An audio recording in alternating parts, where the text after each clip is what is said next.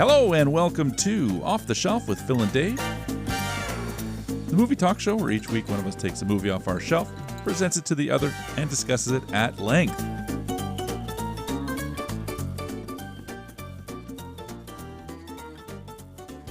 This week we've got coming off of my shelf, 1982's Friday the 13th, Part 3. Directed once again by Steve Miner, written by Martin Katrosser and Carl Watson. That's right, two people to write this screenplay. And starring Tracy Savage, first and foremost, but perhaps most importantly, Richard Brooker. Jason. I didn't take the time to write it out like I did last time. You don't have all the names and the connective tissues and whatnots? No, I know most of the names on screen. Okay. Yeah, I got them more than I did. If I don't have their actual name, I have a good enough An approximation. Well, a nickname that would obviously refer to very identifiable. Yeah, that's the goal here. Respect. Identify them and then kill them. Here we are, David. We're back on the couch. We are comfortable as always. Thanks for having me again. It's a pleasure. It's a pleasure as always. Wonderful. It's Friday the 13th, Part 2. David, you're Part coming 3, in. Philip. Part 3, my goodness. I know. Time flies when you're killing campers. Yeah. What, pray tell, did you think of this movie coming in? That is a valid question. Excited, I assume, right? After the events of Part 2. You know what? I hate to admit it. Pains me to my very core. At the very least, I was pretty curious. You liked 2, okay. Like, again, it wasn't miserable, I don't think. No, it wasn't a terrible experience. What is interesting, though, is how much time I spent defending the second installment. And left Varsity Blues out to dry. You've defended some weird movies along the way, and that's a good example of. And you talked about, well, we can't compare apples and oranges. We can't compare a Stanley Kubrick war movie to Benji or Lassie. That's right. An animal. Yes. And I agree with you. Mm-hmm. Yet we didn't really allow Varsity Blues the same leniency. It's just fuck Varsity Blues. It's being what it's being. I related it to other football movies, other sports movies. I thought it failed under those contexts. You're not wrong. Yes. But ultimately, I was surprised at myself. Yeah. As much as I was surprised at my interest in continuing with this series, but at the very least, it confirms that I took the right path. Oh, great. I hope. Oh, yeah. Choosing Friday over Nightmare. Yeah. Yeah, okay. The problem with that is, coming off of a not so bad experience with 1 and 2, the expectations creep up a little bit. Fair. And I think my loose view of this is it took a step back with certain aspects of the film. Yeah, no, that's fair. And we'll dive into exactly what categories I felt were worse than the last one or better in some small circumstances. I'm not saying 100% of it was worse than last one. Couldn't be. It's impossible. There's some elements that are good. There's some elements that are bad. Of course. But it's minor, so it's the same director at the helm. Yeah. Minor issues, I would say. Yeah. Yeah. Back to you, Phil. I tried to get a clause where I didn't have to ask you why now and why this one, because it's obvious this is our yearly Halloween installment, and you presented to me with a choice. We went with Friday. Yep. So that answers both those questions. So skip all that and tell me just a little bit of your memory of maybe watching this movie for the very first time. What year was it? Because it wasn't 82. No, it wouldn't have been 82. Well, I don't know. It was probably 85 or 6. Okay, so you were 6 or 6 or 7. Yeah. Because I remember watching 4 on television, and that came out, I think, in 84. And I will say, my memory of this one was that for a while it was my favorite when I was young. That's what's shocking to me, because I will tell you, this is not my favorite. Okay. I can't explain why. I loved this movie when I was younger. Interesting, because if this was your favorite now, I would write you off as Crazy Ralph number 3. Yeah, no, it's definitely not that. I think there's a ton of problems with it now. But strangely, and I don't know if it was the hockey mask thing, I remember the box art of the VHS copy had a cool silhouette with the machete coming out of the shower screen, which was the poster, which I thought was really kind of cool. The back of it had both, I believe, Tracy Savage in the shower and had a shot of Jason and his hands trapped in the window. And those are two scenes that stuck around. That happened to me the other day, actually. Damn windows. Yeah, so back then it was my favorite. Now, again, looking back, I'd have no idea why.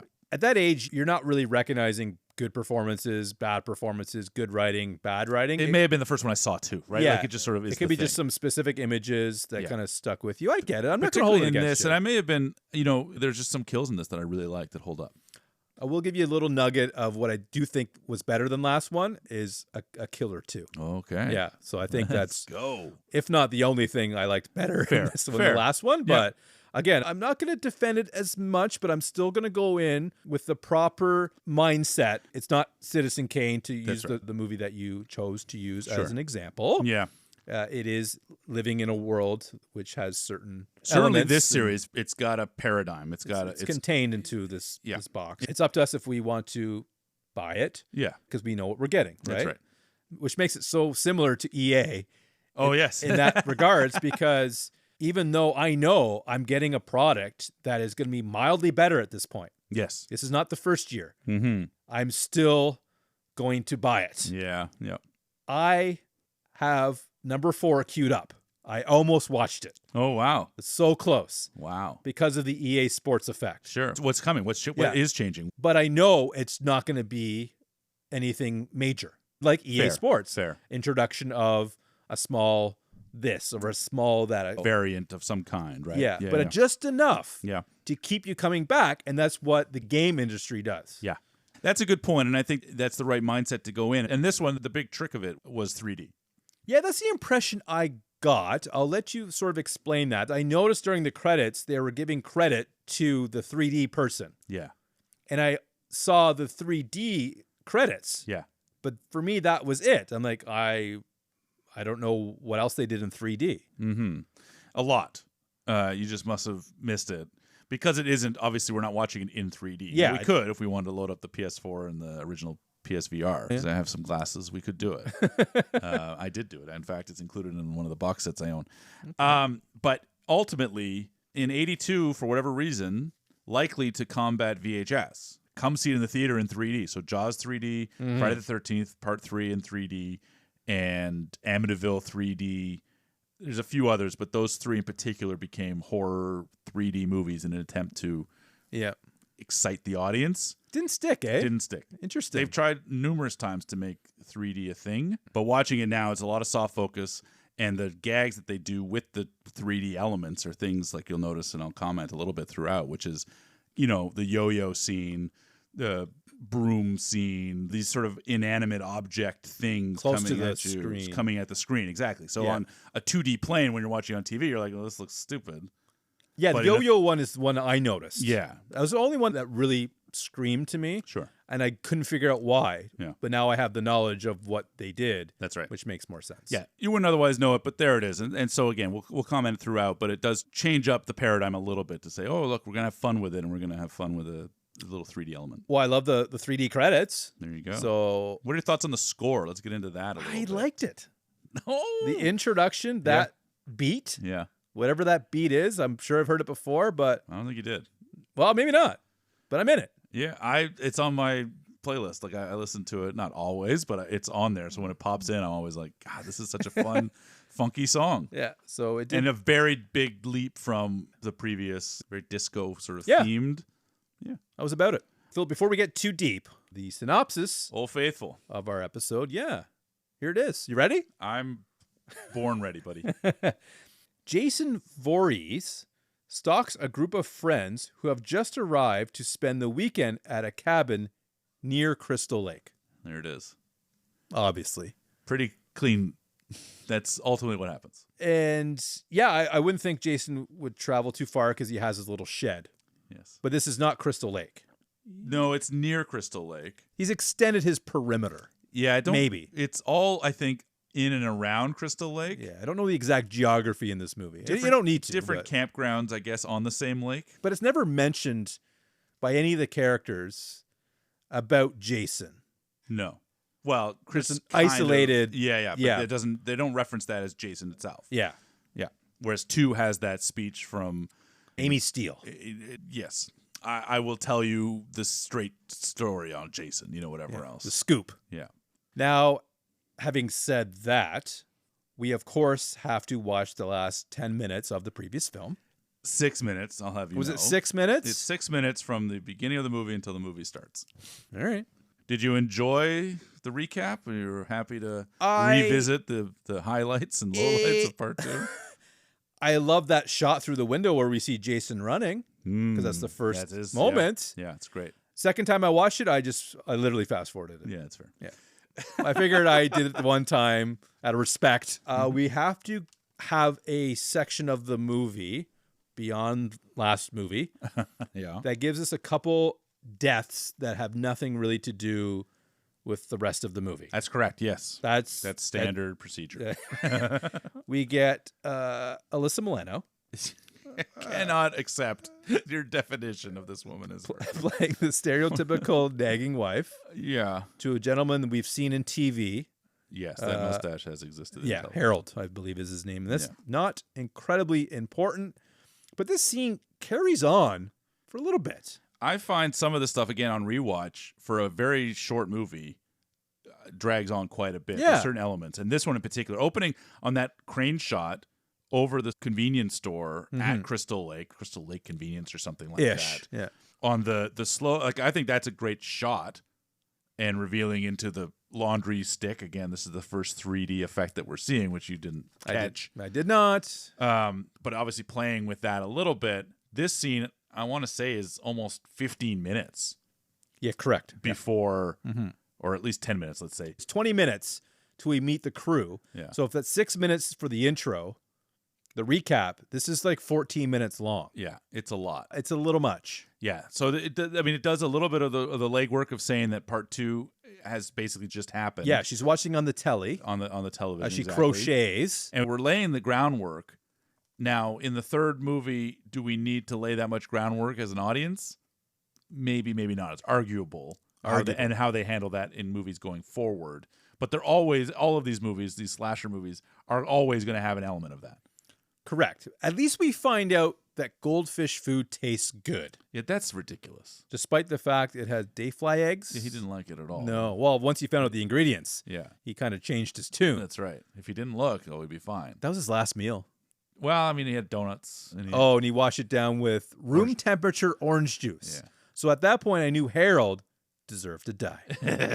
Don't drink that. Keep that in the fridge. Yeah, it's pretty disgusting. This guy taking peanuts, taking things off the shelf. Although I will say that if I worked at like a bulk barn, I would be doing that. He loves rabbits too. That's they've clear. got a weird thing with rabbits. But yeah, it's all just like wandering around. Like there is no real purpose to any of this stuff. Yeah, fake scare. Yeah, fake scare with the snake, fake scare with the rat, fake scare with the rabbit, fake scare, right? All these like faux scenes. But ultimately, there isn't anything that really happens until the clerk is on the shitter. Yeah, it's getting closer to his death. He meets the meat cleaver. Yeah. Is that Gets the meat cleaver in the chest after a couple of peaks and valleys, right? You think something's happening, opens the door. No, it's fine. Turns around. There it is. Just kill him already. Yeah, I find it drags. And then obviously killing the wife with the crochet needle, of course. That's another 3D effect, right? Coming through the screen if you were to watch it. Decent kill, by the way. I thought so. Okay, the first 2 kills, despite the fact it took a while to get there, the kill itself is acceptable. Yeah. As the first 2 movies go, those kills happen very quickly and set a tone. And this one doesn't happen quickly and sets a tone, right? Like it's just a different tone. It's a different pace that I don't think is very effective. And culminating in these 2 characters that we don't care about dying separately.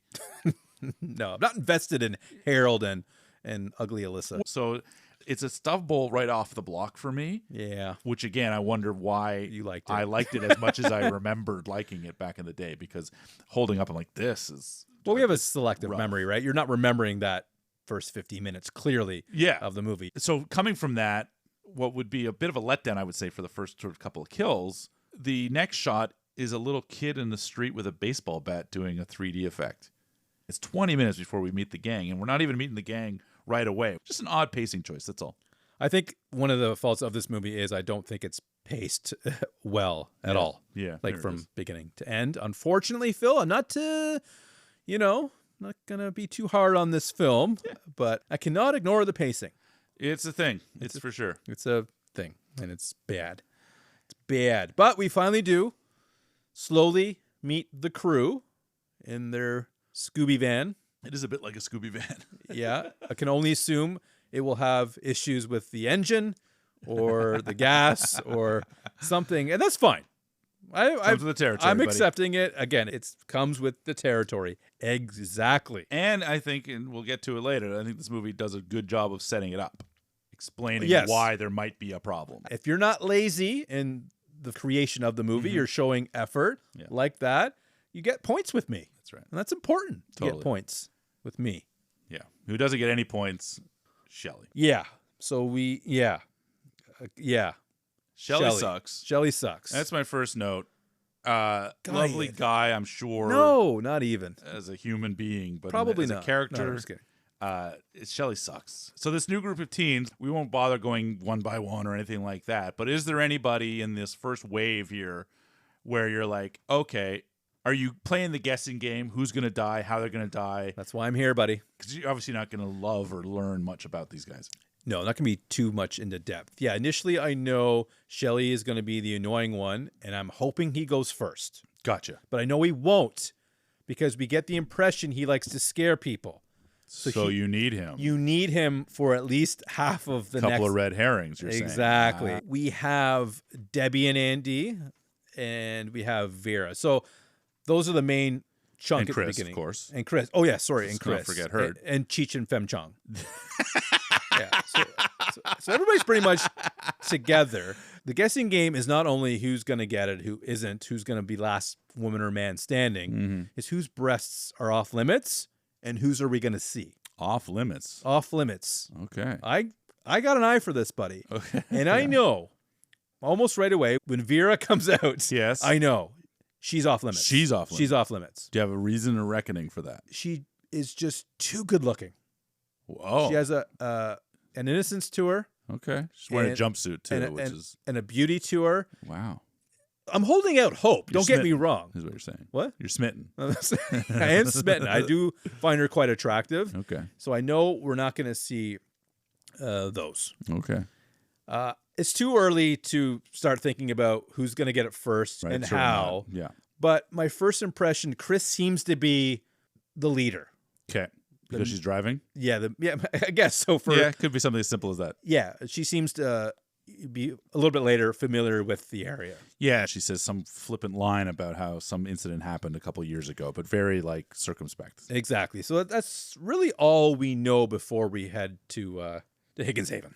You're right. It maybe is a little premature to suggest how anyone's going to die, but I think we can probably assume that most are going to. I'd say 85%. And if we look at the last two movies, I mean, one person lived at each of those, so you're maybe sort of thinking, all right, well, somebody, one of these people is going to make it. And they go a little bit of a way to up the stakes a bit, if you will. Well, this is NHL 82.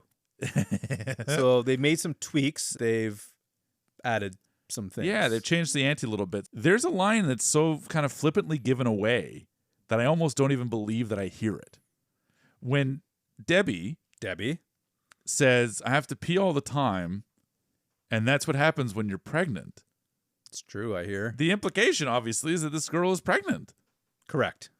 And so when we find out later that her fate is not great, it's not really talked about, I don't think, in the world, that's a pregnant person dying. And it's a thing that I never really put it together, despite the fact that I really want babies and pregnant people and old ladies to die. You've gone on record in the movies. Yeah, absolutely. So this is right up your alley. A little bit. I was impressed by that. I wouldn't use the word impressed. For me, it stood out like a sore thumb. Sure. Coming off of Mark. Yes, from last that's right. movie. Yeah, Mark. So now you're like, okay, we did that. Yes, the wheelchair-bound disabled person. Yes. Yeah. What are we going to add in as the beards in this installment? Sure. Of this version, right? So, and that was it. It was just casually said, and there's one line just a few moments later where they have to get rid of the weed. Yes. Because they think they're getting pulled over, and she can't have any of it because Yeah. we're pregnant. Yeah. Her and Andy. I kind of got the impression that like it was like a joke, but I guess it's not a joke. I took it seriously. Yeah, no, I think you're right. When I first hear it, because it's such a throwaway line that it's like it didn't even register. It's exactly what you wanted. That's yeah. I just wish it wasn't Debbie. Yeah, well, because I luckily for to put the bow on it, I got the boobs that I wanted to see. Oh, okay, fair enough. Fair enough. Top 3 for sure. Top 3 for sure. Have you ever tried to eat weed? Never. I've not even really tried to smoke weed. So. Don't. It's addictive. Yeah, don't do it. People lie and tell you it isn't, but they're wrong. You can't. Like it's like it's like eating cinnamon. Yeah, like anything like just crackers. It would just poof, and it's what a waste. What a waste. It's really sad, especially for Cheech and Fem Chong. They do have names. I think it's Chuck and maybe Chili. Sure. Doesn't matter matter gonna look it up. too much. While they're out talking with Vera, that's the introduction really of Cheech and Fem Chong, as you say. With like the van is on fire, according to Chris. Yeah. Like this is bad. Everything about these introduction scenes in this movie in particular I find just terrible. It's a bad combination of the writing's weak and the acting's weak. And I'm bored. Yes. In this early stages. Nothing pops. Yeah. Whereas in the last one, there were things that popped a little bit. Yeah. Ginny coming in, the car, the sort of storytelling. There was just more action happening. There was an energy. Whereas this is, I find, very flat. Jeff Daniels was very Paul. It might have been Paul. Yeah, Paul was more charismatic. Totally. We have Scott Baio from Wish. Yes. Because you don't get the Timu joke. So it's Wish that I don't understand. Timu makes sense. But Annie's overacting, pretty flat. Shelley is just garbage. Yeah, Shelley is overacting, and I don't find Andy to be he's like no personality. He's a nothing burger. He's kind of nothing. Yeah, I'm clinging on to Vera like I bet you are. You sicko. But nonetheless, this is what we're dealing with. This is what we have to be with for the next, thank God, only, at this point, only an hour left. That's right, exactly.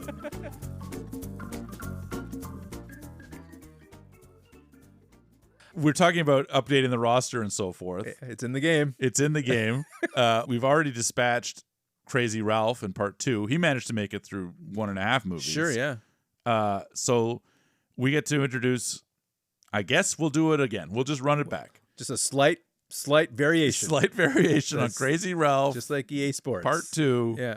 With a beard. With the beard, yeah. To be fair. And an eyeball. Which, again, holding out to the audience as if. I see it now. You see it, yeah. So as an audience member, if you're looking in the 3D world, you're like, oh, that's kind of neat, maybe. But watching it now in 3D does, I imagine, add watchability. It adds something. It's like a kitsch to it, right? Same thing. Like they put Jaws 3 out on Blu-ray, and part of the special features there was to be able to watch it in 3D as well. It's still not a great movie, but it adds that other element that made it better, but a little bit more entertaining. That's right, and because it's not flat, right? Like you're watching this flat version of a 3D element, it's not that interesting. But you put it in 3D, you're like, okay, this is more interesting. So we finally arrive at Higgins Haven. That's right, not Camp Packanack. No, nor Crystal Lake specifically. No, not at all. It is Higgins Haven. As mentioned, Chris seems to know the area, and Rick appears horny. Yeah, Rick is clearly some sort of boyfriend, not unlike Steve in the first one and Paul in the second one. Exactly. Let's dig into Chris for a little bit here, because we do get, for lack of a better term, some level of backstory. Yes. Right. There's the commitment that she's been there before. It's only been 2 years. That's right. So that's when she was last there. Rick is horny, as you're saying. He's kind of making some moves. She just needs some time. And he ultimately kind of challenges her. He's making his moves. This is 82, so that's how it goes, unfortunately. But he's making his moves, and he kind of threatens her and saying, like, I could be with someone else, and I'm not just going to sit here and take cold showers for the rest of the summer. Which I don't even think work. I mean, I've taken one by accident, but certainly not to cool myself down. I was taking cold showers for a little while during my detox. My burn. Oh gosh, I bet. So I took some cold showers there. Yeah, that would be necessary. But yeah, I've never done it from a sexual context. I've never felt like I needed to cool myself down. False claim. But we're sort of getting a sense that who she is there's more to her, let's say. There's a trauma that needs to be addressed, even if they're poorly acted or poorly written. It's at least adding an element of horror and terror to the event. And I like that. They're doing the bare minimum. The bare minimum.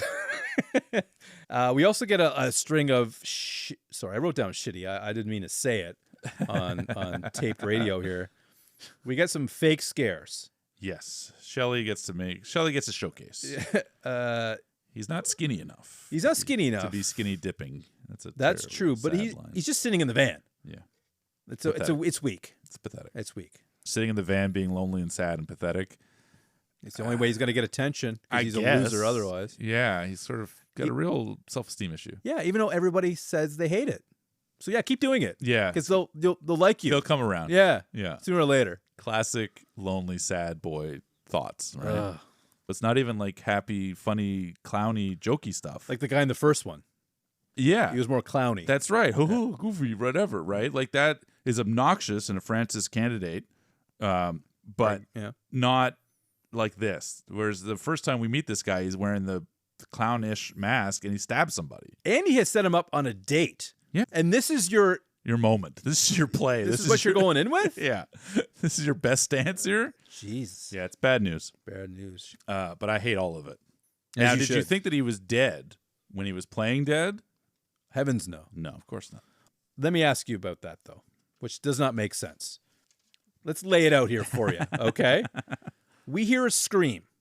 Yeah. A female shrieking voice. Yeah. Everybody rushes to see what it is, Mhm. especially Chris. Mm-hmm. Goes upstairs, finds a locked door, Mm-hmm. knocks it open into a room, Mm-hmm.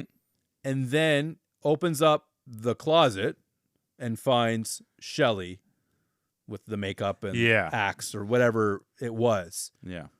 Who shrieked? Yeah. Nobody. Nobody. Why is the door locked? He would have been there for hours. Complicated. It's complicated, David. It just does not make sense. Yeah, in a movie that isn't supposed to make sense, Clearly. you still need to make sense. I'm already predisposed to not really care, and that's okay because it's not the type of movie that you're supposed to really care about. No, just But you only get a couple of whiffs, and this is a big whiff. yeah, because again, nobody screamed. Yeah. Anyway, and Yeah, there's no tension, there's no excitement, there's no interest, and there's you're going to the well for the death thing. Like it just doesn't really excite or interest. and all Shelley has done is upset people again. Alienates himself from this group of people who, I guess they're just roommates, right? He's Andy's yeah, roommate, they're so just he's only a roommates. tag along. There's not like anybody has any real affinity for the guy. It's like a pity invitation, I would say. You know what pity is. You're married to it. But it upsets it upsets Vera enough where she wants to go to town. Yeah, she just needs to get her head straight and get out of town. Yeah. Absolutely. And So- after that, would you say yes to Shelley? Like that's the weird part to me. It's like, that's a pity, yes. like I don't like this guy. This guy's pissed me off now twice. Yeah. And I guess, yeah, sure, come along. I think it's Shelley's car. So, I mean, it does have a bit of leverage. It's Rick's car. Oh, that's right. It's Yeah. Rick's car. So, Shelley has nothing. Nothing. Yeah. She just feels bad for him. Pity. It's working. Yeah, it's no, working. See, there it is. The magic is there. The magic that is Shelley. Yeah. And they meet up with some punks, 1980s punks.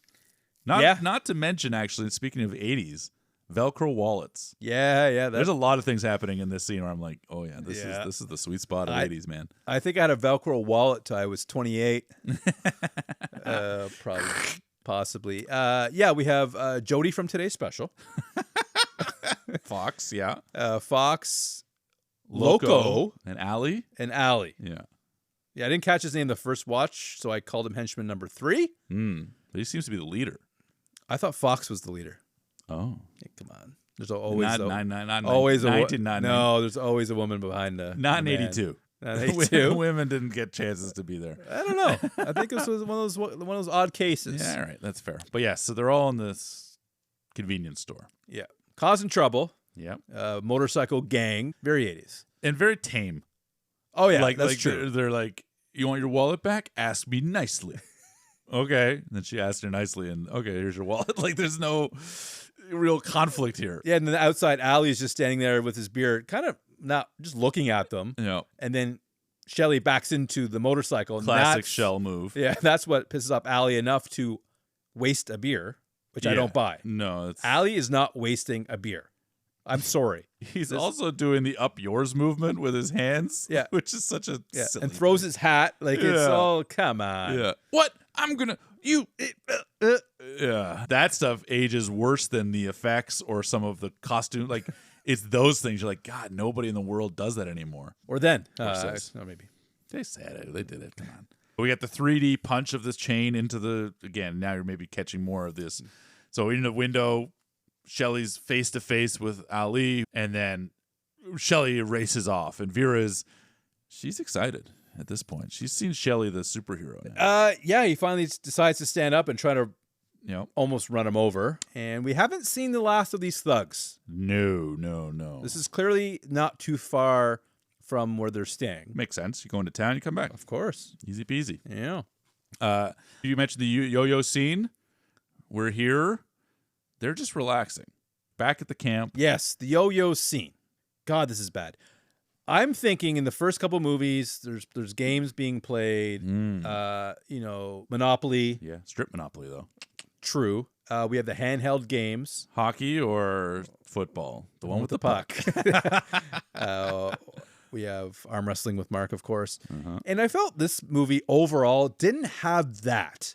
It had a yo-yo moment and some juggling. Yeah. That's a couple of tiers down from the entertainment area of things. Nothing fun is happening at all. I think that's actually a good indicator of what the problem with this movie is. Yeah. Generally speaking, is there doesn't appear to be any fun happening. Yeah, it's pretty drab. Everything that Shelley is doing is not fun or funny. No. And things like yo-yos and juggling isn't captivating. Now, it is good for 3D, perhaps, because you can put a camera, you can play with that. And so there's a limitation that you're putting on yourself by opening up the third dimension of terror. So it's worse in a 2D experience. And part 2, I would say, had not like great camera work, but looked better than this one. I agree. And it's similar. It's more polished. Every element of the movie up to now is just not as good. Except Deb.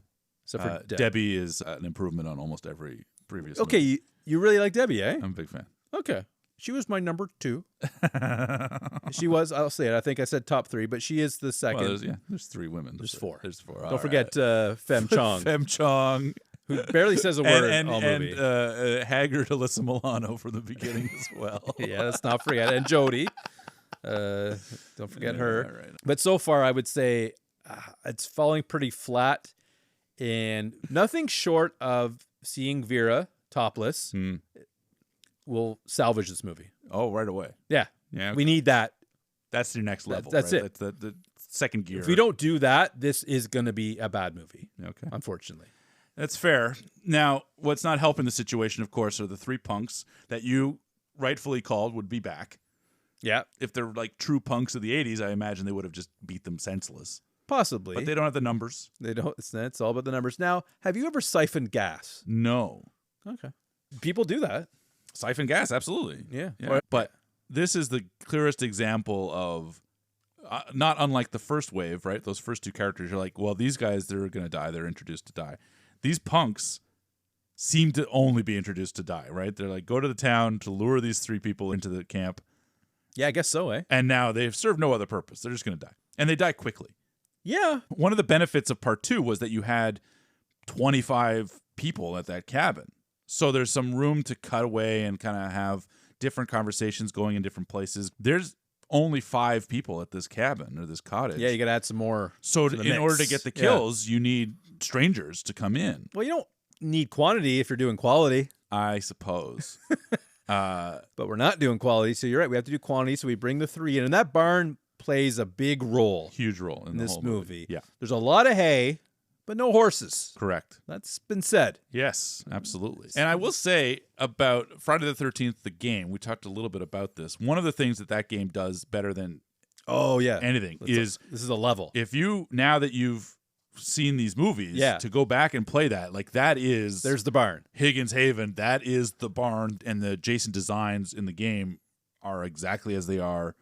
I'd be curious to play that. Yeah, I think you'll as available. we get through this, you'll see like that those elements are like, holy shit, they did a great job of that. If it's free, I'd play it. It is, I believe. All right, we'll check it out. But yeah, so watching this is like a reminder of just how cool that game was. But to your point, the punks come in and that barn, that's really where they have to live because they can't interact because it wants to be as thin, trim as possible. So you literally just introduce them to cause the issue with the gas, and then Jason dispatches them. Yeah, pitchfork seems to be the weapon du jour. It's all the hay. Because of the hay. You do with all the hay. You're going to have pitchforks because Yep. that's what you use it for. That's That's right. a very good point. The first one's Jody. Yeah, Fox is coming in and out. She's woo, she's having a good time on the swing, and then disappears, which I like. Yeah. She's screaming, and then you look up, and something has changed. That is horror movie 101 to me, and I'm a sucker for it at all times. It could be nothing or it could be something. That's right. So Loco Ono goes inside the barn and ultimately finds Fox. Yep, And then he has a really good death, he does. acting wise. Yeah, you like it. I was impressed with his acting ability. Yeah. I mean, there's a very, very low bar in this. In this movie, for So sure. I'm thinking Loco's like, this is my chance to shine. Everyone else is sucking. Yeah. And he dies well. He dies very well. The cigarette kind of dangling, Yeah. the pitchfork in the stomach, moving himself to position so that the pitchfork is looking out into the screen with the 3D thing. Yeah, I like that generally. It's solid. And then Ali kind of gets introduced, and He gets clubbed to death, he gets clubbed to death. seemingly. Seemingly, exactly. Seemingly. He's got the worst moment to me in almost the entire movie, honestly, is that he sees Jason in the paddock and then proceeds to look underneath like a bale of hay or something. And I'm like, Not very bright. it's not very big and it's still relatively light out. So the fact that he sort of sees this thing happen in the paddock and then decides to go in and he's like sifting through what is effectively like the ground. This is a 6-foot monster that just fell into this area. I have no patience for that, so I'm glad he got clubbed to death. Seemingly. Yes, that's right. Seemingly.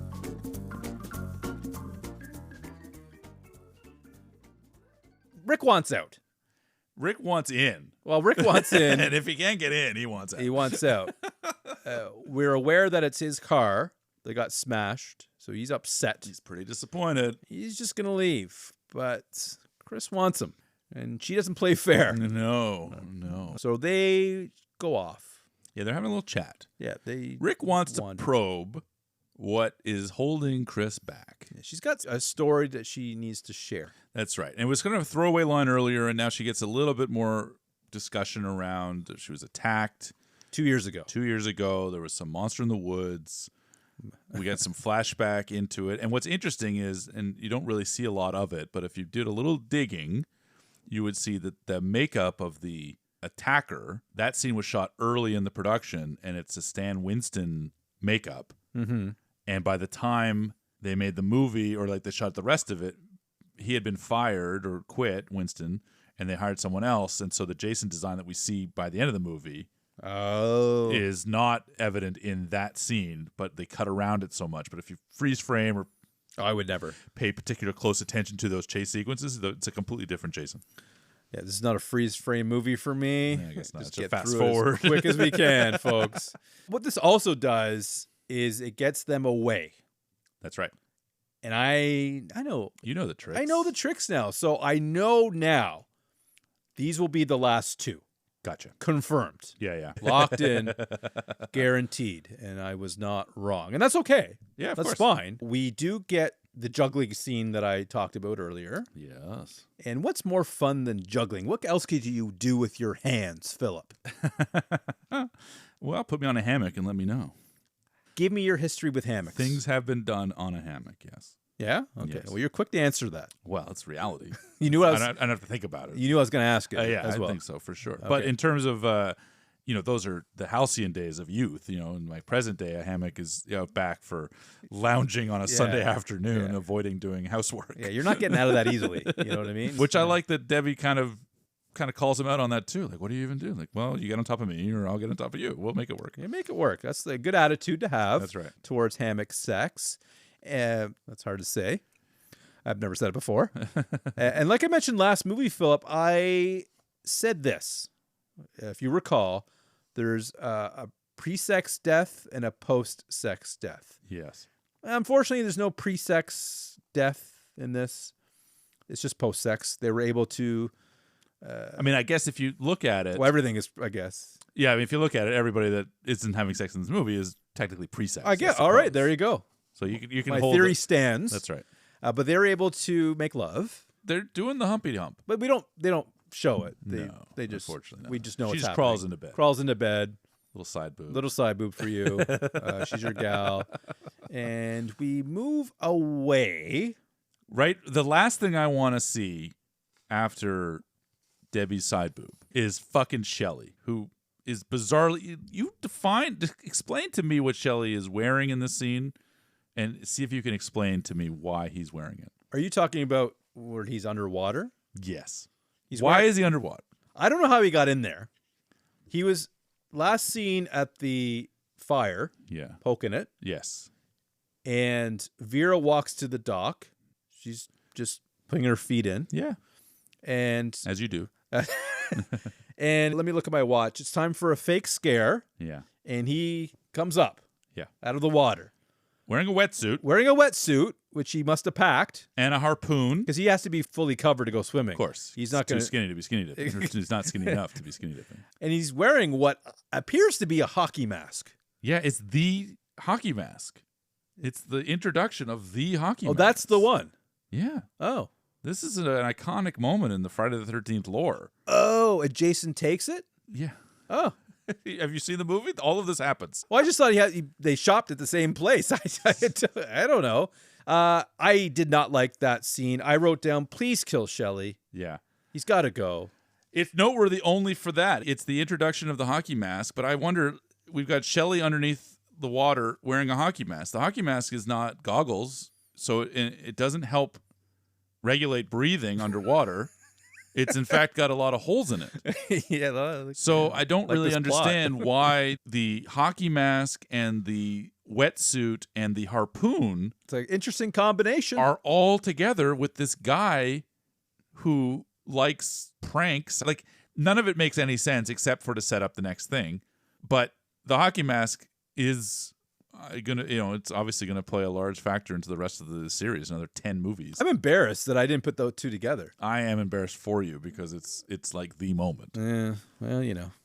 But this titular, this hockey mask iconic thing is the fact that it's introduced in such a stupid manner with Shelley. It's both exciting because and at the time you're not thinking this, of course. It's only through the benefit of 40 years of this movie, or these movies, that you don't know in the moment maybe that it's going to become the iconic image from this series and one of the most identifiable movie props of all time, regardless of your liking or not of a horror movie. It is iconic. That it's introduced in such a silly slapdash way is ridiculous. Yeah, to see the birth of it is underwhelming. Yeah. But yeah, my comment here is Shelley sucks. Why is a hockey mask? Why a spear? This guy's an idiot. Why this movie? You're right. But right after that, we get to see Jason in the hockey mask. So we assume that Shelley is dispatched. I know we don't see Shelley's death, yes, which is disappointing. Yes, because I want to see him suffer. Yeah, no, me too. Me too. But you're right. That actually makes sense. Like, he's now killed Shelley. Mm-hmm. Okay.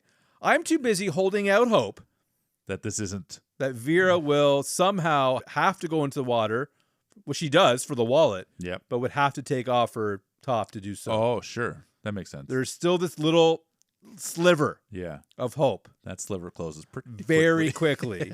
So what I hope is the best scene of the movie becomes at least the best kill. Oh, yeah? This is that. You're calling it this the best kill, hey? You gave me a hard time last movie. Yep, for not having one. For not having one all teed up for you. Yep. What's your favorite kill? Yep. I said, well, it's all bad. Yeah. This, to me anyway, is the winner. Great. I have another one that I place a little higher. I know which one is yours. This one. This is your number 2. I know that. It is number 2. I love know. it. It's the shit. I think it's really cool. Yeah, harpoon right through the eye. Right through the eye, which helps on the 3D front. I can see it now. I think the makeup... She cannot. I think the makeup on her face, I think, works fully. Absolutely. And what really sticks out to me in later watches, having seen this now a number of times, is the casual nature that Jason approaches this whole thing. Oh, the way he walks away? Walks up quietly and methodically, just sets up the harpoon, shoots her in the face, lowers his arm, drops it casually on the dock, turns around casually, and just strolls away. It's the casual nature of these kills that I think make Jason Lazy? well. I think what it helps kind of create the mystique of a mindless, soulless, thoughtless killer, which is sort of the Halloween paradigm. Doesn't talk. There's no personality. Yeah. Creates a certain ambiance to me. I didn't get that. Yeah, okay. I have to go the other way on that one. Okay. And I was comparing it to Halloween. Mm-hmm. I'm thinking, I'm not really enjoying this Jason guy as a bad guy. Oh, well. I'm going to tell. Long way to go. I'm going to say it now. Okay. What you're saying is casual and kind of creepy in that sense. Mm-hmm. I'm thinking it's just not a very interesting bad guy. This is the trade-off. We talked about this when we were making that fork in the road, because Freddy is all personality. Yeah. Right? Like that guy just got jokes. He's got quips. Hilarious. He's got a visual style. He's got Great right at parties. and a lot of opportunity for that over the course of 8 or 9 movies. Yeah. This guy, another silent killer, you don't get personality, so you're going to lose a little bit of that weight along the way. I never lost it with Mr. Myers. Well, I don't know how. Because the production value. There's something about Michael's look. Sure. That is enough. I don't want him to talk. Yeah. I just want him to exist, and the way it's filmed, like his pop-ins, Sure. I think are just better done. Like it's just I better think we're still executed. early in this series, so my hope is, or my thinking is, that while you might feel that way now, 4, 5, 6, there might be some room to kind of develop the character a little bit more than what you're anticipating today. But I think it's too late.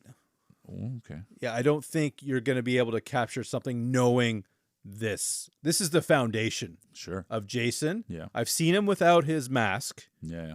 I'm not impressed. He's just a freaky looking guy. Still got a freak on it. Yeah. He's lazy. He's moving slowly. Too casual. Yes, he's doing killing, and it looks painful. Uh-huh. But I'm not scared of him, Okay. if that makes sense. Sure. Where Mike Myers, You had some fear in there. I had fear. Okay. Like when he's popping up on the screen and he just shows up, I am scared. Okay.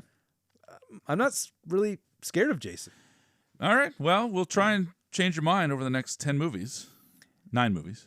Yeah, but my fear is if they do too much change, it will not be true to what they've set up.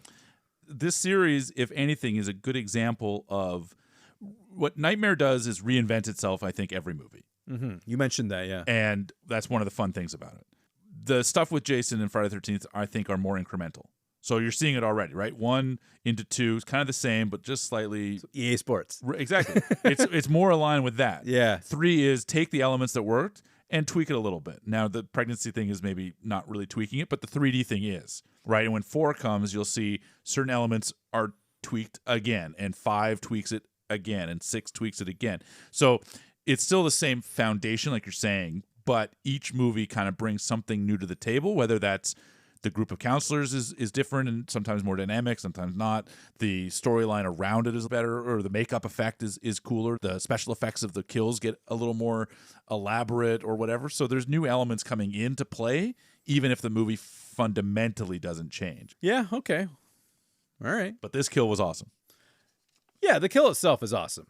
To get back to that. The kill was good. The kill was good. That's right. And similar to the formula in the first couple of movies, we're going to get a bunch of kills now. Yeah, once the killing starts, Yeah. it starts. Yeah. You have your 2 at the beginning, wait for a bit, get a kill, and then Pile 'em up. unleash. Yeah. And our next couple of victims, I believe Andy and Debbie. Yes. That's correct. Yeah. Next on the slab. Yeah. It gets drawn out a little bit. I like this one. I But- find this one to be drawn out The well right enough. amount. Like, yeah, Okay. the right amount. Yeah, okay. I'm going to give it to you. I'm not I going like to the push back. payoff, and I like the stuff in between. So for me, it works. Okay. Does doing handstands work for you? That is a strange thing, which I am sure is this guy does handstands. Might as well get him to do handstands, right? And during his audition or something, you're Oh, like, I maybe. can juggle and I can walk on my hands. And someone goes, "Great, that's your character now." Can you handstand? Have you tried? I haven't. I've stood on my hands. Yeah. But walking to Yeah. and from, that's not a thing. That was a thing back then. I remember Oh, for people sure. at school trying to do it. I just It's an 82 thing, I guess, like an 80s it was thing. 80 to 85, buddy. Oh, yeah, good 5-year stretch of handstanding. Nonetheless, I think we know that's not going to end well. No. I find it kind of odd that they try and play it for a horror beat. If you recall, Debbie's in the shower, and he walks in, and the way the camera is shot, you're seeing a shadow but you see his feet above the so it's really not that scary.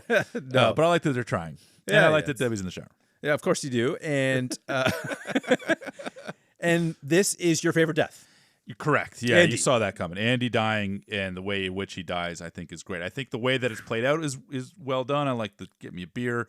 I don't like that Debbie continues to say, Andy? Andy? That's good. You do a good Debbie. Andy? Over and over and over again. But I like that he's sort of caught in this like back and forth thing. I'll get you a beer, no problem. And yeah, you see Jason's silhouette, and then he turns around, sees Jason, get that great hero money shot, the hockey mask, and the axe coming right up the middle. Right up the middle. Oh, yeah. I love it. It's so good. Yeah, vertical or is that horizontal? Well, we find out later, it turns out that somehow physics didn't really work out in Andy's favor, and he gets cut in half horizontally. Does that bother you? No. Okay. Not enough, because I think the kill is still strong enough. It's a quick shot. In the too. moment, it's Yeah. such a quick shot. Yeah. Again, you have to really pay attention to have Well, it matter. you're a frame freezer. I do enjoy that and try and frame by frame kind of watch how the magic is done, where the edit is and so forth. How did Jason get him up there in the rafter? Is that a rafter? It could be rafters, sure. I don't know what a rafter You got to do is. it delicately. I mean, it's a Well, I balancing mean, act. I guess it's two pieces. It makes it a little bit lighter. That's right. But it's above the hammock, for those who don't know. Yes. Tracy Savage, playing Debbie, comes out of the shower, decides against the beer. Good call. She's pregnant. That's right. Back then, it was okay. Yeah, you wouldn't think about Yeah, things yeah. like Take that. as much Tylenol and beer as you want. She's reading a magazine. My favorite magazine growing up, Fangoria. We talked a little bit about this before. Yes. I love Fangoria magazine. You still do. It's now only physical copies, and they only do quarterly issues. Oh, yeah. But for a long time, I would buy every month. I loved it. I believe it. We get a little blood drippage. Yeah, it's a little like, it's almost exactly, actually, Oh, is it? Kevin Bacon. Yeah. If you remember, there's that same How drip from do above. I Hey, remember? what? Gets the knife up the That's throat. back when the kills were good. Yeah, I was gonna say I dislike. Just kidding. I prefer the Bacon kill to Yeah. this one because of the blood. I find when she gets stabbed in the throat this time, it's almost bloodless. Yeah, I guess it depends if you hit an artery. Yeah, it just looks like going through makeup, whereas it didn't the look first great. one looked like Yeah. going through a throat. Yeah, I think that Kevin Bacon one still holds up as number one. Yeah, it's I want to be clear really about that. iconic. It's Yeah. really good. We're in the third installment now. The kills are adding up. You can rank them all. Yeah, but she's dead, which is too bad. Yeah, it's really too bad. What isn't too bad, of course, is Shelley, because luckily, to ease my heart after Deb's murder, is we get the reveal of Shelley with his throat slit, still wearing the wetsuit. So dumb. But everyone, of course, now, because he's cried wolf a couple of times. Oh, God. Saw this one coming a mile away. Oh, Shelley, you couldn't possibly be. And they don't like it. So this is the moment of shining for Cheech and Fem Chong. Fem Chong. I don't know. The power goes out and so forth. So here's another sort of set piece moment for two people to die a little bit more elaborately than. Well, you got to mix it up, right? Yeah. You got to mix it up. We have a fuse issue. I think we had a fuse issue in the second one, didn't we? There might have been a fuse issue. Yeah, there might have been. Yeah. Yeah, you know there was. Yeah, there could have been. And he's a little scaredy cat. Yes. But, I mean, I don't blame him. It's, Of course not. You know, he's high. He's a little paranoid. Oh, yeah, for sure. And all the while, she's making the popcorn. That's another 3D effect. You see that? Oh, the 3D, yeah. the popcorn Sure. coming out. But yes, he's in the fuse, and you just know it's not going to end well. But I find fuse box kills, like we talked about in Halloween 4, actually, is easy. Like, and Halloween 6, I just don't buy it. You have a Rolodex of ways to kill people. And yeah, okay, it's time for an electrocution. Yeah. I'm okay with that. And, of course, Jason finds his way back up to the main floor. Of course. Yeah. Fem Chong has accepted Annie has died. And she's a little panicked. Yes. And she goes upstairs. May have seen something. We don't see if she sees anything. Yeah, we're not really sure exactly, but Doesn't matter too much. She's dead in about 8 seconds. exactly. If she saw something, she didn't live to tell about it. It was foreshadowed that someone's going to get it with The hot poker. The hot poker. Thank you. I wasn't sure exactly what that was called. It is called a hot poker. Yeah. And she gets poked. Yeah, that was my name in high school. Yeah. Given by yourself. Exactly. Yeah. She has an interesting reaction. Yeah, I thought you might catch this. It reminds me a lot of that kill with the axe in the first one. In the bathroom? In the bathroom, yeah. Just and the sort second of, one in the corner. And the corner, it just... Yeah, it has check mark. Yeah, here's our... Bland kill. Bland kill. There's no scream. There's no good weapon, energy. Just solid weaponry. Yeah. I like that for sure. Yeah.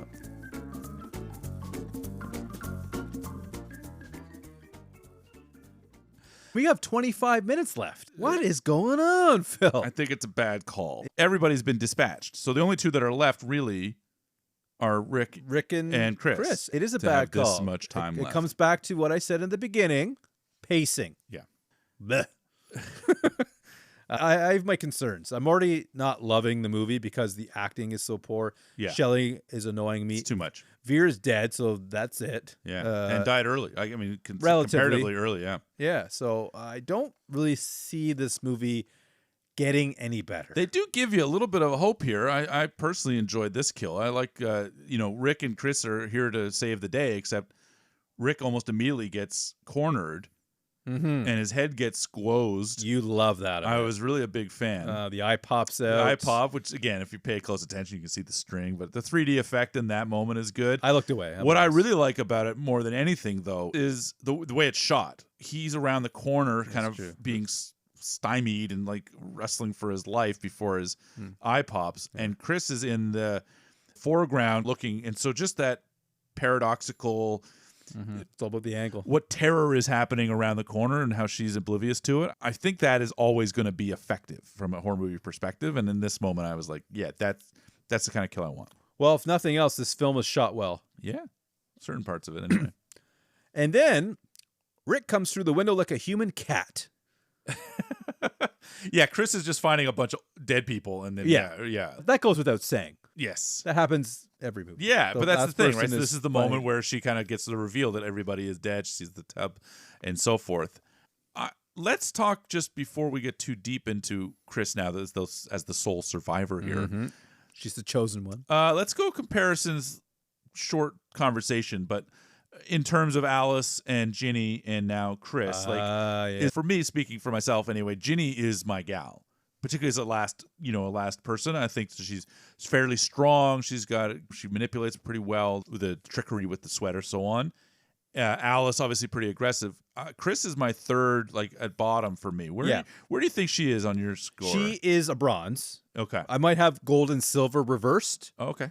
I think Alice is the gal. She did behead somebody. Yeah, and she just did more. I think there's more fight to her. Yeah, I didn't mind Ginny, but I know it's because you have a soft spot for Amy Steele. Yeah. And that's fogging your decision here. It could be. I'll admit it. But we can both agree for sure this is a, for now, bronze. And Yeah. could be pushed to fourth. Oh, as we go, the fourth for movie. sure. Absolutely. We'll do a final tally of the sole survivors. Of course. I can see that in our grim future. But I find her to be bad. And I think part of the issues you're having with the movie are some of the issues that I have, which is as a final girl, recognizing the tone and the style of these types of movies, I don't really like her. Yeah. I haven't been given anything to connect with from a character perspective, from a performance perspective, from anything.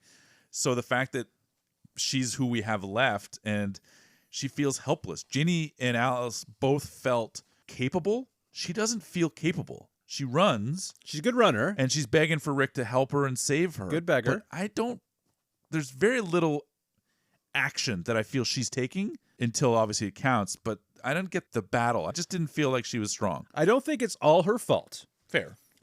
Now that Rick is dispatched, we still have 23 minutes that she needs to carry this film. Yeah. I don't think that's fair. Yeah, the movie doesn't do her any favors. No, heavens to It's Betsy, back to the barn. It's back to the van. It's back to the cabin. It's back to the van. So yeah, there's a lot of shoe leather and dead weight where it should be amping. It doesn't ramp. It doesn't get exciting. It gets windy. It gets very It gets windy. Very windy. That's something. Let's not sell that short. But things like upstairs where she's fake locking the door, like that is meaningless. Yeah. He's going to check every door. Yeah. He doesn't know which door it is. Totally. And she puts herself in a room that has no real exit. Yeah. But luckily, at least in the room, there's a body there. So she has a knife. Yeah, that's right. And she doesn't really want to take it out of the body. And I get it. Yeah, it's probably not It's easy. a dead friend. Yeah. But it gives her the If opportunity. it was Shelley, you want to stab a couple more times while you're at it, just to make sure. Since I have the chance. Meanwhile, while I'm waiting to die, I might as well give Shelley a couple more shots. And now that you've mentioned this whole 3D thing, Yeah. I'll let it slide that when she gets out of the room, she's hit him once. Yeah. She just tries to Swiping at the screen. swiping at air. Yeah. I'm like, come on. Yeah. It just doesn't look good from a 2D perspective. Sure. Does get him finally in the leg. Yes. So he is, in terms of the Tea Party, walking wounded. That just came to me. Yeah. Genius. That might be Canadian. Yeah. Tea Party. Yeah.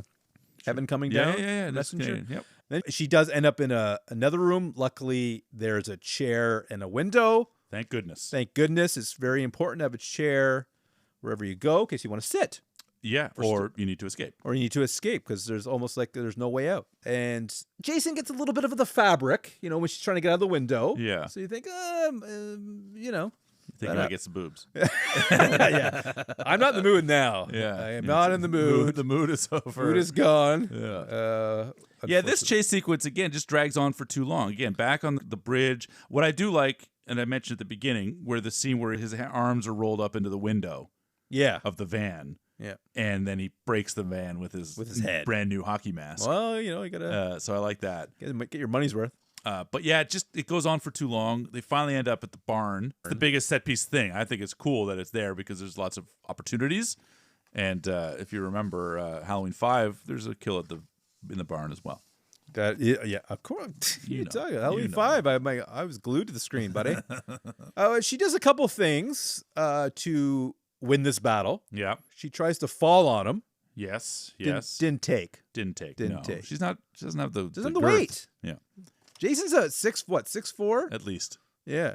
Yeah. And a monster. He's the man of the land. That's right. We have really one of my favorite moments in the whole movie.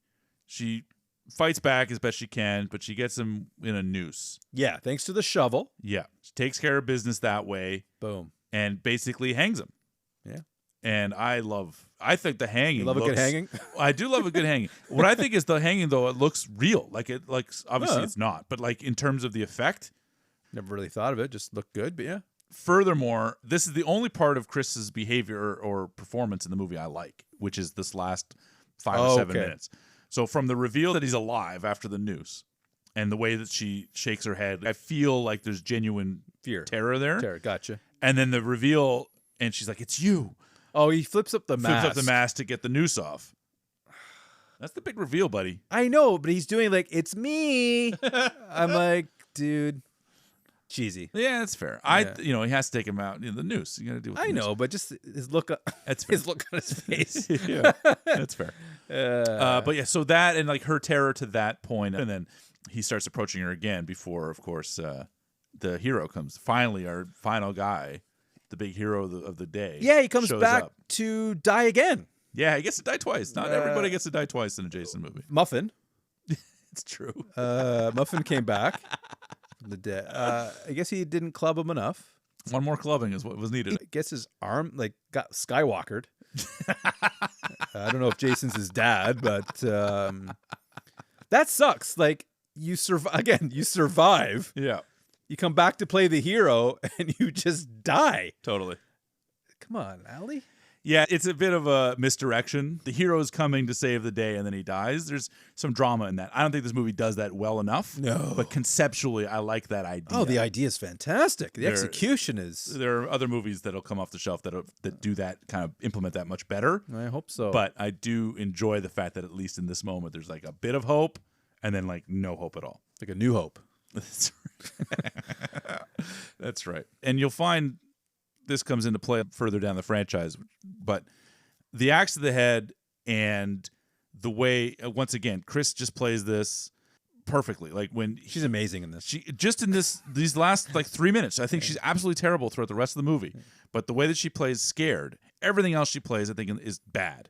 But what's the fear that she plays when she hits him with the axe and the arms come up, and she's shocked. Like she's like, what else could I do? What do you want from me? Yeah, what else could I do? And then his hands, again, in the 3D effect, kind of reaching for the audience before finally collapsing. That, to me, maybe is where, if I can think back to what I loved about the movie when I was younger, it's likely those moments more so than anything at the beginning. The last 3 minutes. The last like 5 or 7 minutes of bloodied and beaten and bruised and hung and axe to the head, like that stuff. Yeah, and her fear, I think, is probably something that connected with me. Not the first hour 20. No, of course not.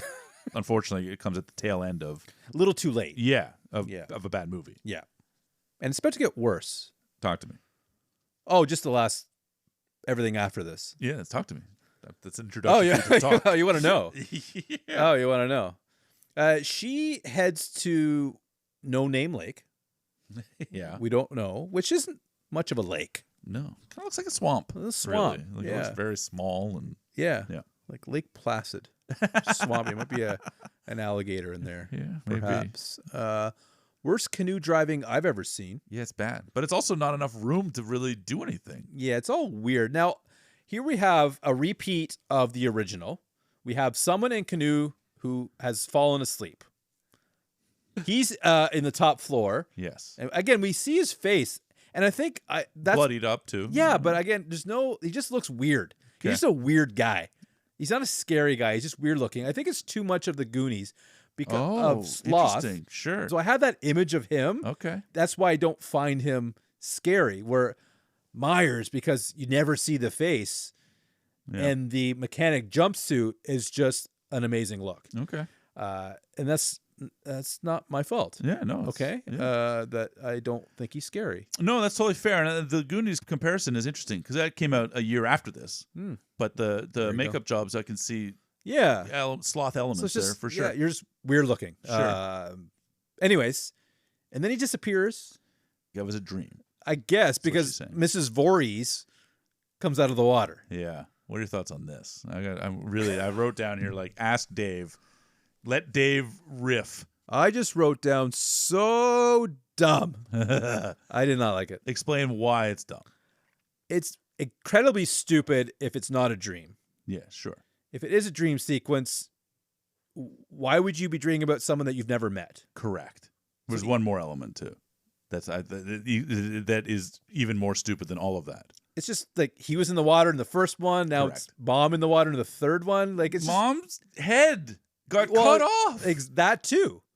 That's what's so dumb about it to me. I'm just like, it doesn't make any sense. I was going to give it some leniency because, it's just a dream. Fine. Mm-hmm. But again, she wouldn't be dreaming of Mrs. Voorhees. She wouldn't have any idea who that person is. Yeah. Ridiculous. Totally ridiculous. I agree. And the effect looks stupid. Oh, I love the effect. Oh, that was great. I thought it looked bad. Oh, man. The worms coming out of the face. Like, I didn't like anything about it. Have you shaken my boots? She was wearing the sweater, though. Oh, nice. I love that sweater, if you recall. So I like that the sweater at least is continuity-wise, but like the rest of it doesn't make any sense at all. The least you could do is get the sweater right. Yeah. And then, obviously, like every other movie, she's just hysterical. Yeah, this is a little different, too, because Alice wasn't hysterical, and neither was Ginny. Oh, never mind. Take it back. When they left. They were fine. Ginny was looking for Paul, but she wasn't, like, screaming or shrieking or anything. And Paul? Alice wasn't, where it cuts from the hospital, to the hospital. So, again, there's none of that. One would only assume.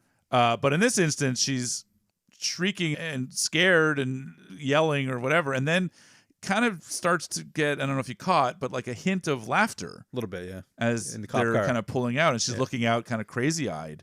Yeah. So it's an interesting way to end the movie, as if like she's completely broken, basically. I will give her good performance for last minute. You can give it from before in the barn. You go ahead. You can have that. It's all yours. Yeah.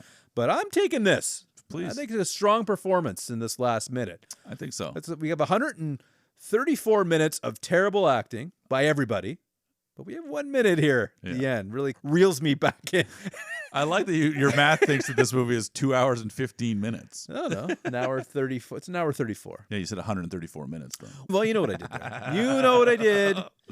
I made a mistake, much like this film did. Yeah, in a lot I of agree. ways. I guess what I'll ask is, given that we'll have a little bit of time between now and then when the next one happens. Kind of want to watch it. Yeah, well, we'll get to it, and we can make it. We can move it up in the timeline. But just in terms of It's 13, interest, 14. because this one sort of didn't hit very well. What are your final thoughts on the movie? And then let me know if you're interested or excited, or what your thoughts on moving forward. You ready for this? Yes. Hated it. Bad movie. Let's watch the next one. Okay. So there's enough in there that's like EA Sports. It's in the game, man. Like I literally grabbed 4 and had it teed up, ready to play okay. within 10 minutes of watching this one. Wow. And I did not like this movie. Yeah. No, I got that. Like I was pretty nice. Totally. You'll have to admit that I kind of toned it down. I want you to be honest. I don't care if you're nice or not. Yeah. But again, I did like Vera's kill. Sure. That was Tops. and I liked her generally, Yes, you did. but I don't like the villain. Yeah. The acting was very poor. Yeah. Shelley was actually just really hard to watch. Yeah. And the writing. But tell me, now that we've watched 3, so they're all, relatively fresh Totally. In your mind, and you've watched them several times. Just kind of give me an idea where you're at this one compared to the first 2. Yeah, I think what's funny is that I had said it was my favorite for a little while, and it's probably my least favorite of the 3 that we've watched. Yeah, it is. I mean, Like, it just doesn't deliver on the things that I would want it to. I think it's more credit in hindsight because of the introduction of the hockey mask and the iconic kind of figure of Jason, as we know. yeah. But nothing else that's, like you're saying, is brought to the table in this one really furthers the story, which again doesn't really matter. But No, but this cast I don't need that. is It's the less cast. interesting. The music wasn't really No, much, I it was a didn't little think. different. No? Theme is actually probably the one takeaway that has lasted, or like that I like throughout. That was misleading Totally. because I was really like, Oh, amped there's a little funk to it. yeah, like I'm gonna like this movie, and then once I got to know the people, I'm like, Yeah. oh, okay, yeah. Aside from that's too bad. there's always going to be pretty girls. There's always going to be pretty guys. Like, it's just sort of the nature of the types of movies. But Yeah. but there's nothing new to the table. The first 2 went a little bit deeper with a few characters. I think so. Yeah. Not a lot, but a little. Yep. Especially the last one. 'Cause- Felt like humans. Yeah. This one doesn't really feel like too many humans. Even to say, oh, I'm pregnant, it doesn't add any weight to it. Yeah. I don't think. Yeah, it's bad acting. Yeah. So that's it. It wasn't, it's not a favorite. It dropped pretty considerably even throughout the years, but certainly even on these watches, I'm just like, yeah, I can't really sell it. Now, the good news is that This was the worst one. no, I wouldn't say that, but it starts to find its footing, right? We're now 3 in. So as Yeah. things start to develop, the formula strengthens in some ways. Mm-hmm. And like I said, there's slight deviations and there's things to look forward to. Okay. For better or for worse. Again, there's some good and some bad, but this one is an outlier in the style of it and the 3D of it, sure. Okay. Well, obviously, I'm ready to still give it its chance. Of course, as yeah. a whole franchise. Yeah. I'm nothing if not reasonable, Philip. That's right. You've proven it over all these 5 years. Clearly. Thanks, folks, for sticking with us, whether it's your first episode or you've been with us for the whole 5 years. We do appreciate it. Of course, please rate the podcast 5 stars on your podcatcher of choice. Subscribe so you never miss an episode. And share the podcast with every camp counselor you know. You can do better than I that. don't think I can. Every motorcycle gang Every member. motorcycle gang member, every convenience store clerk. That's you're reaching. Yeah, if you find someone with a Velcro wallet, you let them know that they can come to Off the Shelf with Phil and Dave to be welcomed wholeheartedly. Absolutely.